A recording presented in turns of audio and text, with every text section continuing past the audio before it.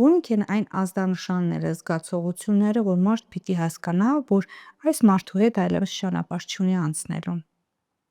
Երբեմն մարդիկ մեր կյանքում պասիվացնում են իրենց դերը, հակառակ կողմը շատ էմոցիոնալ լինելով վիրավորվում է մտածելով, որ այլևս պետք չեմ, չկա, կորավ, կամ մարդիկ, որոնք անընդհատ քո միջավայրում բողոքում են եւ դու ուրիշ վիբրացիաներով ես, կարծես թե դու ուրիշ արծիվի նման ես թռնում, իրանք դեռ մնացել են մի փոքր հետ քեզանի։ Մեր խնդիրը այդ մարդկանցից հրաժարվելը չի, ուղղակի այդ էներգիաներին բաց թողնելն է, որպեսզի իրենք իրենց ճանապարհը անցնեն։ Մենք հաճախ ուզում ենք փրկենք իրենց, դրանով ոչ մի լավ բան չենք անում, խառնվում ենք այն ճանապարհին, որտեղ որ այդ մարդը պիտի անցներ այդ փորձառության մեջով եւ այլևս այդ փրկիչի լավը լինելու եւ այդ վերադարձնելու շնորհակալության արժանի չլինելով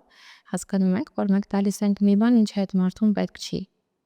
Եվ այստեղ ոչ թե կապը կտրելու մասին է մարդու հետ, որ ընդհանրապես դու ինձ պետք չես գնա, այլ սեպարացիա ենք առաջացնում, մարդը կա, ինքն իր կյանքն է ապրում եւ եթե քո հոգին իր կարիք ունենա եւ իր հոգին նույնը, դուք անպայման կվերամիավորվեք։